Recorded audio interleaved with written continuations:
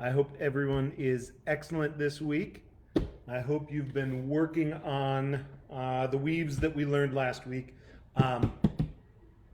Right now in these classes, we're working on understanding how to do stuff. You might not get it exactly in the class, but keep working on it, and always feel free to ask me questions because these things take a lot of practice. I remember when I first learned to weave, it felt like it took me like 2 months to actually get it down and actually know what was going on. But you'll get it. You'll get there. It'll lock in, and all of a sudden you'll be like, it's really enjoyable to do. These feel wonderful. And you're going to wonder why it took you so long, because once you actually get them, you're going to be like, these feel like I've known them all along. They're amazing. It's like waltzing. So today we're going to do reverse weaves. But first, we're going to run a quick little warm-up review with timing and direction. We do that all the time, don't we? It's really predictable, but it's really good for you. So let's start in the wall plane. Just move your arms together, same. Together time, which means they cross at the top and bottom at the same time. Same direction. It's like two clock hands spinning next to each other. And then the other way. Or actually it's like wheels on your car or wheels on your bike. They go in the same direction at the same time. Okay? And then we will move to the wheel plane, which is like wheels on the car, or wheels on a wheelchair or on your car. And we'll do split same, which means we're split time, same direction. So they're 180 degrees apart, right? And remember when you do this, let your whole torso move, right? Have a strong stance right now. I'll show you my legs down here. I have a nice kind of athletic, let this ripple throughout all of you as you do this. A lot of times we're talking upper body, but take steps.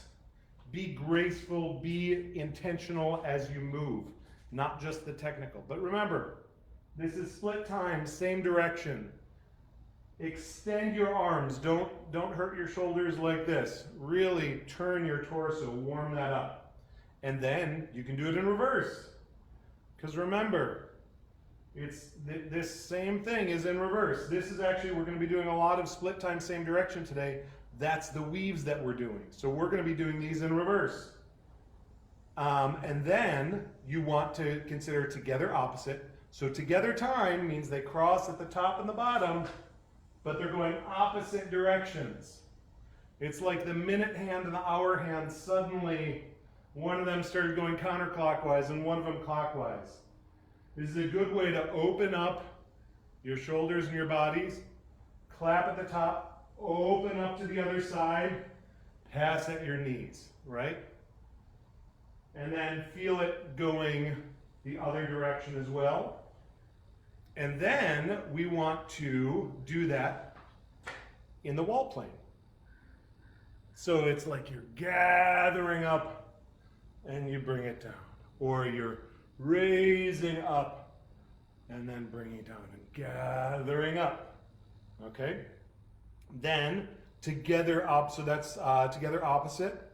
And then if you do that in the floor plane, that's actually breaststroke. Don't forget the floor plane, it exists. And split opposite is double dutch in the wall plane. So those are the 4 timings and directions, right? Really important to just kind of ingrain those. So remember, with your timing and direction, and your plane, and all these different driving styles, that's like a universal grammar, and you can combine them in so many different ways, and you can be so expressive. It's wonderful. So last week, we talked about forward weaves. That's that classic poi move where one arm crosses over the other and you switch which poi is leading the other poi as you go. This week we're going to do reverse weaves, right? This is almost the exact same thing. It's just backwards. We cover it 2 weeks in a row because reverse weaves will either be harder for you, you'll either get the forward weave first, and then you'll say, oh, now I know how to do the reverse weave. Or you'll get the reverse weave first, and that'll teach you how to do the forward weave. So they're really, really good. I don't know why. For some people, for me, the reverse weave worked first. And then I just turned one day and I was like, oh my gosh, I'm doing a forward weave. We'll finish with turns. That'll be kind of our advanced little kicker. So anyways, there are, like the forward weave, there are a lot of variables. You could be doing a tight, powerful weave, and it'll look like you're just kind of jamming along, or you could be doing something that's lazy and big. You know, these all look very different. They have different dance styles. You can do things that really feel like they're moving in 3 dimensions and stuff as well. But at the end, it's just you're doing an over, under, back, over, under, back. And it's 3 beats that come together and they mesh with the other. So to start that up, we want to just start spinning in split time, same direction, but you're spinning in reverse. So from the side, that'll look like this, right? It's like we're doing that backstroke that I just talked about. So we are going to start with let's start with the patterns first. There are kind of 2 ways that I want to look at it. The first way is going to be pattern. Last time, we talked about the pattern with the forward weave was over, under, back, right? This time with the reverse, it's under, over, back. Because this is the exact opposite, it's just the same thing in reverse. So if you have your arm, right now I have my left arm in front of me, and I take my right arm and I just cross under, over, back. Under, over, back. That's how the 2 arms are going to relate to each other. Under, over, back. Under, over, back. Oh, sorry, 1, 2, 3. 1, 2, 3. And I'm counting each time the poi is directed at the ground, right? 1, 2, 3. 1, 2, 3. Okay? So do that with your other hand too. So you start spinning backwards and you go under, over, back. Under, over, back. Remember, with the weave, you have 2 beat on the opposite side, and then you have 1 beat on the home side. And what's going to be happening is it's almost like 2 squirrels that are running around each other's trees. One squirrel lives in one tree, another squirrel lives in another tree. One squirrel starts chasing another tree, the other one around its tree, but it goes an extra loop, so that other one darts ahead and runs in front of the other tree and goes around twice. So while one of them is going around twice and the other is going around once, you go from the chaser to the leader. That's exactly how these mesh together. So each hand is going to do 2 loops on the opposite side and 1 loop on the home side. So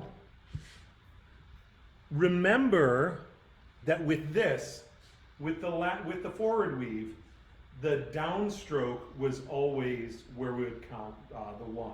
We'd go 1, 2, 3, 1, 2, 3, and now it's kind of like the accent.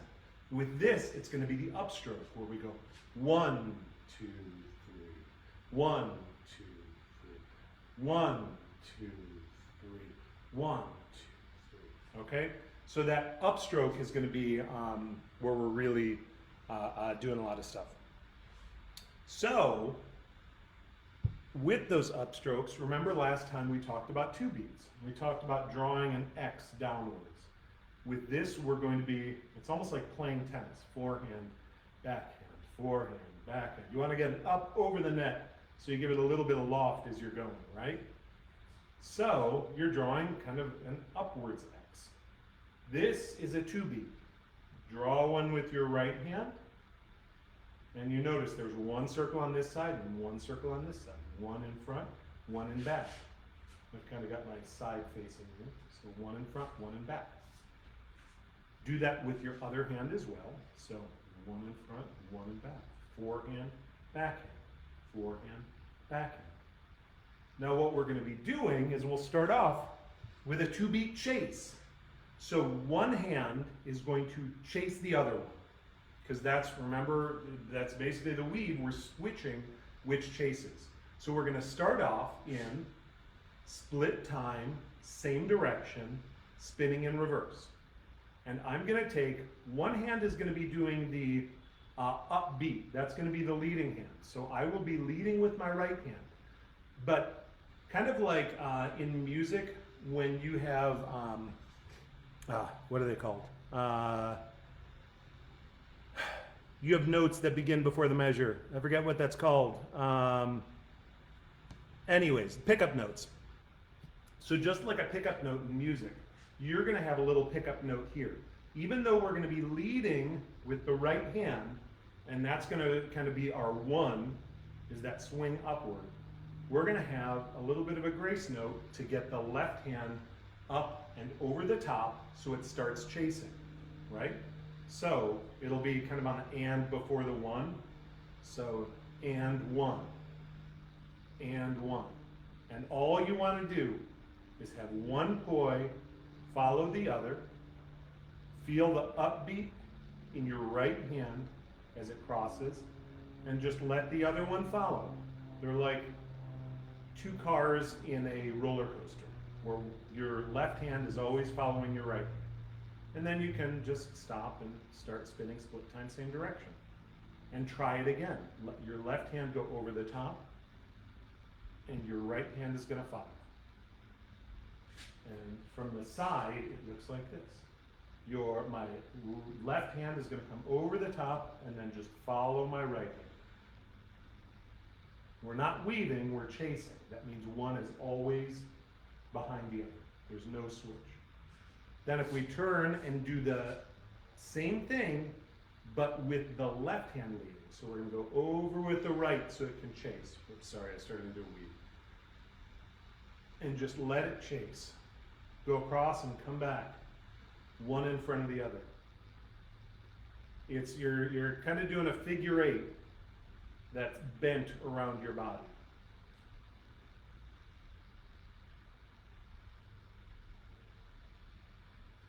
And then get back into the split time, same direction, and do that same thing over again.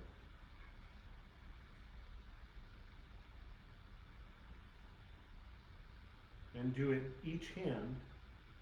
So switch now. So lead with your right hand once, lead with your left hand once, and then go back. This is that stable position that we will always work off of. This is home base.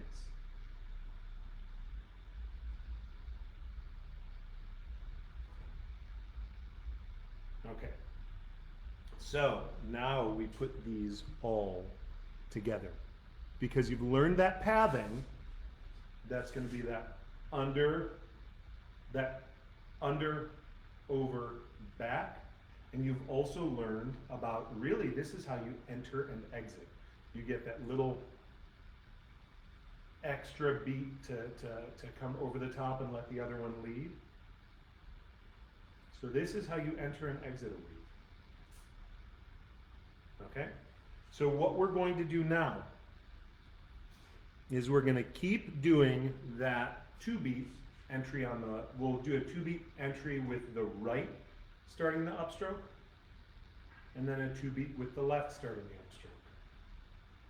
With the right, and with the left. Okay, now what's going to happen here is I'm going to make my poi a little bit shorter for the time being to try to go a little bit slower. What we're going to want to do is let that, rather than bring the hand right back across, because what we're doing is when I'm coming over with my right hand on the upbeat, I'm doing the under, and right now I'm just coming back. We need to do the over. So I cross my arms and I do the under, and then I let my arms move around in another circle. All of a sudden, you see what's happening is this left hand is ready to do the upbeat. And then I unwind, and then this one's ready to do the upbeat. And unwind, And this one's doing the beat, and then unwind. And essentially what's happening is when you start spinning, is you're doing that under, over, back. Under, oops, under, over, back. Okay? So try with me very slowly, where just feel that underneath, and just let that crossing go. And just almost let one arm bounce the other arm up and over.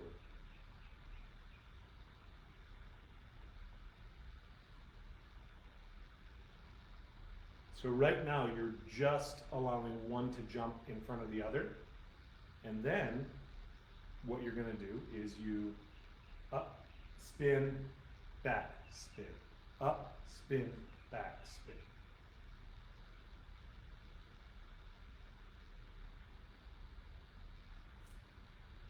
Okay. I don't know if any questions have come in on that, but you just have to keep working on this as you go.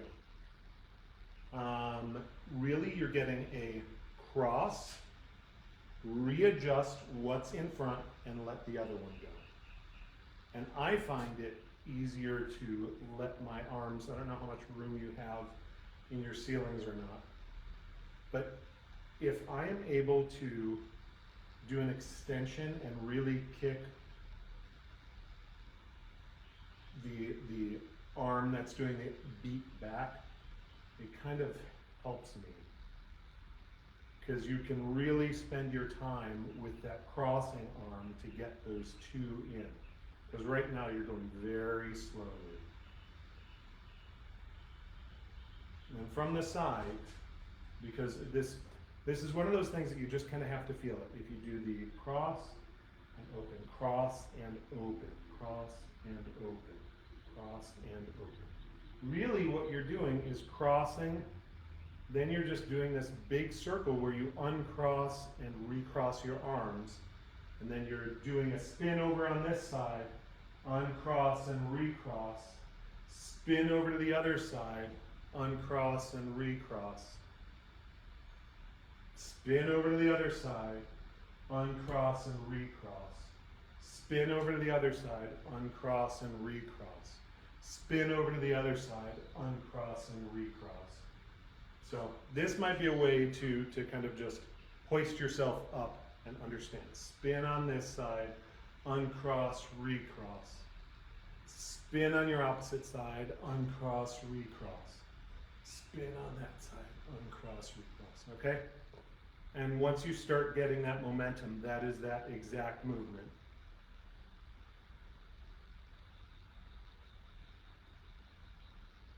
And really feel that upbeat. So, hopefully you are getting that.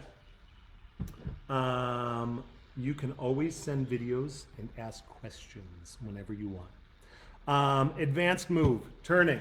So, notice that all of these moves, there is the accented downbeat, but the half beat before that we've been practicing with that 2-beat to enter it, that I'm gonna start chasing you, 1.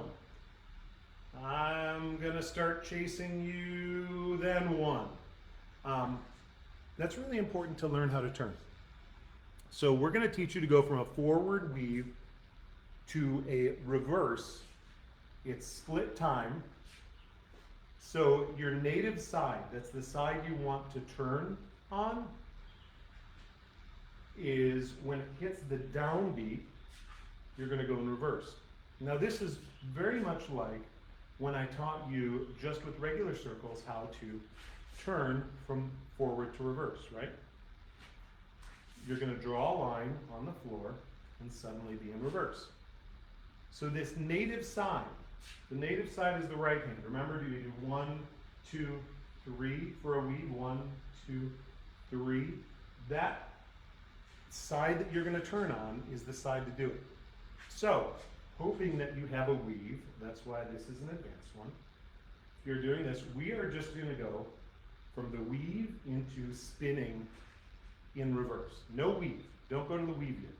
You're just going from wheel plane, forward weave, and when your native side comes to the bottom, then just turn just like we do with a split time turn that we did a couple weeks ago. One follows the other.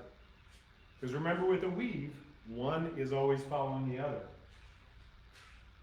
So I'm turning to my right, so the native side is the right-hand side.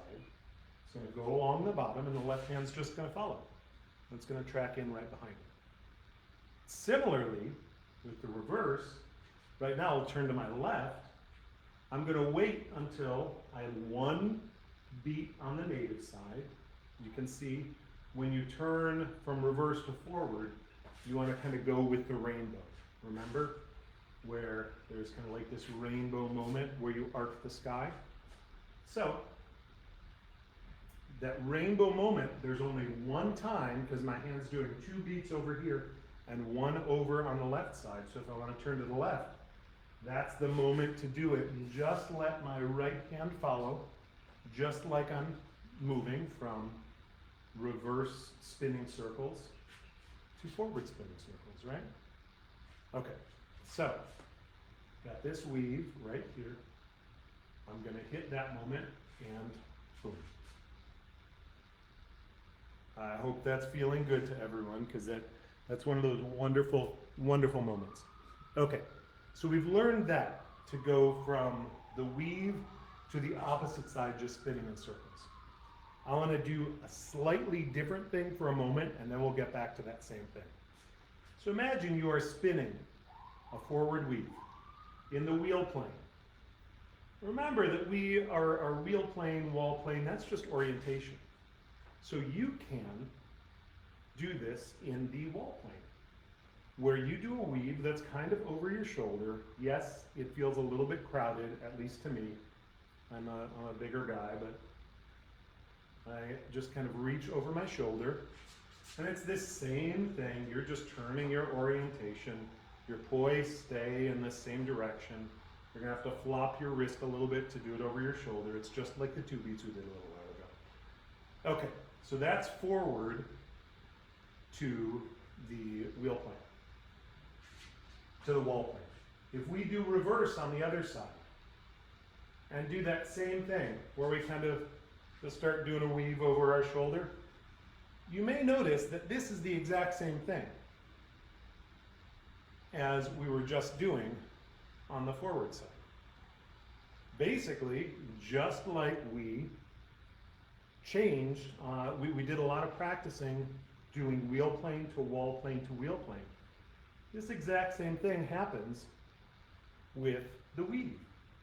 You can tick-tock through this wheel plane back and forth and let it go with your body, but you're going from reverse to forward, and there's this just moment here in the middle where it's kind of the same, where the planes have this, overlappy spot right in the middle, where if you're really paying attention to it, you're only doing one circle in the middle, so you're changing directions and just giving it this easy transition moment.